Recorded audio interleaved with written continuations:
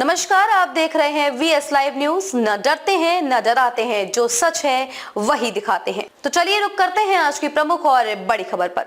मौत वाली library, basement में थे छात्र तभी भर गया 12 फुट पानी। कोचिंग में इतना पानी कैसे भर गया जो छात्रों के डूबने जैसी हालत बन गई। देश की राजधानी दिल्ली से बड़ा मामला सामने आया है। यहाँ ओल्ड राजेंद्र नगर स्थित राव IAS कोचिंग सेंटर के बेसमेंट में पानी भर गया, जो यहाँ पढ़ने वाले छात्रों के लिए काल बन गया। बेसमेंट में भरे पानी में डूबने से 3 छात्राओं की मौत हो गई, जिनके शव बरामद हो गए हैं। वहीं आखिर कोचिंग के बेसमेंट में कैसे भरा पानी? सवाल उठता है कि कोचिंग में इतना पानी कैसे भर गया। इसे लेकर चश्मदीदों ने हैरान करने वाली बातें बताई हैं। चश्मदीद छात्र के मुताबिक बेसमेंट में बनी लाइब्रेरी में करीब 30 से 35 स्टूडेंट मौजूद थे। शाम 7 बजे लाइब्रेरी बंद होने पर जैसे ही हम बाहर निकले तो सामने से बहुत तेज प्रेशर से पानी आ रहा था। जब तक हम लोग लाइब्रेरी खाली करते तब तक घुटनों तक पानी भर चुका था। हादसे पर छात्र का बड़ा दावा, 3 नहीं 10 लोगों की मौत। हादसे में मारे गए छात्रों की मौत के बाद प्रदर्शन हो रहा है। छात्रों ने सरकार, MCD और कोचिंग सेंटरों के खिलाफ मोर्चा खोल दिया है। सर, आपको किस तरह से कॉल आई सर, और कैसे आपने सबको रेस्क्यू किया सर? ये कॉल कल जो थी 7 बजे करीब 10-12 मिनट पे आई थी और ये बताया गया था बेसमेंट में कुछ बच्चे फंस गए हैं। ये करोल बाग एरिया है। हमने पहले 4 गाड़ी भेजी थी, फिर 1 गाड़ी बाद में और भेजी गई। टोटल 5 गाड़ी हमने वहाँ भेजी थी। जब हम लोग गए तो पूरा बेसमेंट पानी से भरा था और आप ये मानिए कि सड़क और बेसमेंट का लेवल पानी की वजह से एक ही हो चुका था। मतलब जितना पानी बेसमेंट भर के बाहर आके सड़क के बराबर हो गया था। इसीलिए शुरू में दिक्कत भी आई, क्योंकि ना तो हम अंदर घुस पा रहे थे और ना ही हम उस पानी को बाहर निकाल पा रहे थे, क्योंकि जो पानी हम पंप आउट बाहर करते थे तो वो पानी वापस चला जाता था, क्योंकि सड़क का लेवल ऊपर था और सड़क में पानी भरा था।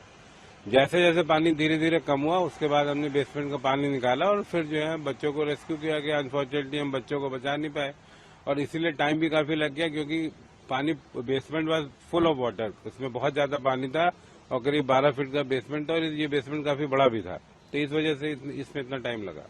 सर, कितनी कैजुअलिटी हुई और कितने बच्चों को आपने बचाया वहाँ पे? जो आपके देखिए, हमारे जाने से पहले थे बच्चे जो थे वो निकल चुके थे। एक लाइब्रेरी थी जो उसमें चल रही थी और बच्चे उसमें से पहले से निकल चुके थे। और हमने जो निकाले वो 3 बच्चे निकाले, 2 लड़कियां थी और एक जो लास्ट में निकला एक बच्चा मेल था।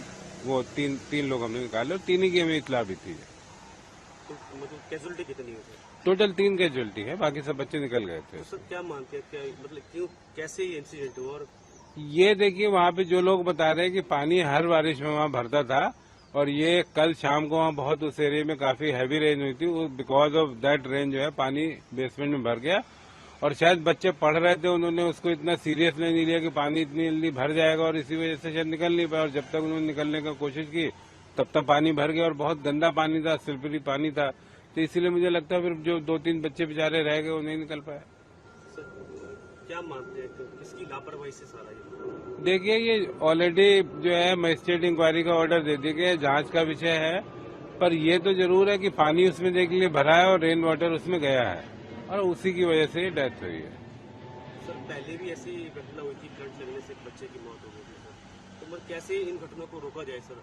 मतलब मुझे तो यही लगता है, देखिए ये घटनाएं फायर से रिलेटेड नहीं है। इलेक्ट्रिक पोल, मुझे लगता है कहीं अगर वायर खुले रह गए तो उसमें लग जाएगी। ये इलेक्ट्रिक पोल की बारिश में जो जिससे लोग मरते हैं घटनाएं खाली यहाँ नहीं, इस दिल्ली में भी 2-3 हुई थी, जिसमें था कि कोई जा रहा था, चल रहा था, आग लग गया था। तो मुझे ये लगता है कि लोग ज्यादा सावधानी बरत रहे हैं। हम अगर हर सिस्टम को ठीक करने की कोशिश करेंगे, कोई कमी रह जाएगी तो जान माल का नुकसान तो हो ही सकता है।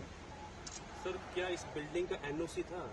जी हाँ, इस बिल्डिंग को ये अभी NOC हुआ था। ये बिल्डिंग नई बनी है और इसको NOC था, फायर का NOC था। मैंने अभी भी चेक किया एरिया अफसर से, तो अभी 1 महीना पहले ही शायद इसको NOC दिया गया है।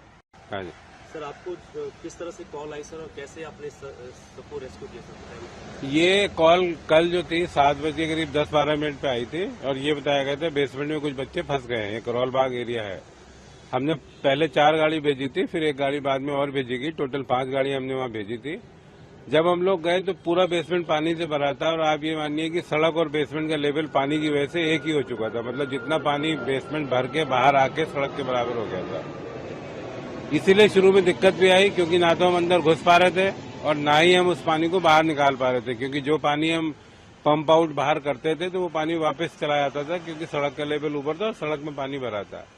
जैसे जैसे पानी धीरे धीरे कम हुआ, उसके बाद हमने बेसमेंट का पानी निकाला और फिर जो है बच्चों को रेस्क्यू किया गया। अनफॉर्चुनेटली हम बच्चों को बचा नहीं पाए और इसीलिए टाइम भी काफी लग गया, क्योंकि पानी basement was full of water, उसमें बहुत ज्यादा पानी था और करीब 12 फीट का बेसमेंट था और ये बेसमेंट काफी बड़ा भी था, तो इस वजह से इसमें इतना टाइम लगा। सर कितनी कैजुअलिटी हुई और कितने बच्चों को आपने बचाया वहाँ पे जो आपने? देखिए, हमारे जाने से पहले थे बच्चे जो थे वो निकल चुके थे। एक लाइब्रेरी थी जो उसमें चल रही थी और बच्चे उसमें से पहले से निकल चुके थे। और हमने जो निकाले वो 3 बच्चे निकाले, 2 लड़कियां थी और एक जो लास्ट में निकला एक बच्चा मेल था। वो तीन लोग हमने निकाले और 3 ही की हमें इतला भी थी। तो मतलब कैजुअलिटी कितनी हुई सर? टोटल 3 कैजुअलिटी है, बाकी सब बच्चे निकल गए थे। तो सर क्या मानते हैं, क्या मतलब क्यों कैसे ये इंसिडेंट हुआ? और ये देखिए, वहाँ पे जो लोग बता रहे हैं कि पानी हर बारिश में वहाँ भरता था और ये कल शाम को वहाँ बहुत उस एरिया में काफी हैवी रेन हुई थी, बिकॉज ऑफ दैट रेन जो है पानी बेसमेंट में भर गया और शायद बच्चे पढ़ रहे थे, उन्होंने उसको इतना सीरियस नहीं लिया कि पानी इतनी जल्दी भर जाएगा और इसी वजह से शायद निकल नहीं पाया। और जब तक उन्होंने निकलने की कोशिश की तब तक पानी भर गया और बहुत गंदा पानी था, सिल्परी पानी था, तो इसीलिए मुझे लगता है फिर जो 2-3 बच्चे बेचारे रह गए वो नहीं निकल पाए। सर क्या मानते हैं कि किसकी लापरवाही से सारा ये? देखिए, ये ऑलरेडी जो है मजिस्ट्रेट इंक्वायरी का ऑर्डर दे दिया गया, जांच का विषय है, पर ये तो जरूर है कि पानी उसमें देख लिए भरा है और रेन वाटर उसमें गया है और उसी की वजह से डेथ हुई है। सर पहले भी ऐसी घटना हुई थी, करंट लगने से एक बच्चे की मौत हो गई थी सर, तो मतलब कैसे इन घटनाओं को रोका जाए सर?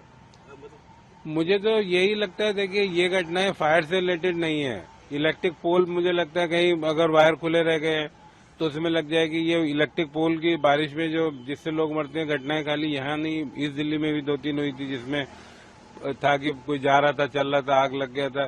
तो मुझे ये लगता है कि लोग ज्यादा सावधानी बरत रहे हैं। हम अगर हर सिस्टम को ठीक करने की कोशिश करेंगे, कोई कमी रह जाएगी तो जान माल का नुकसान तो हो ही सकता है। सर क्या इस बिल्डिंग का एनओसी था? जी हाँ, इस बिल्डिंग को ये अभी एनओसी हुआ था। ये बिल्डिंग नई बनी है और इसको एनओसी था, फायर का एनओसी था। मैंने अभी चेक किया एरिया अफसर से, तो अभी 1 महीना पहले ही शायद इसको एनओसी दिया गया है। खबरों में अब तक के लिए बस इतना ही। फिर होगी आपसे मुलाकात ऐसी ही किसी बड़ी और खास खबर के साथ। तब तक के लिए नमस्कार और देखते रहिए VS लाइव न्यूज।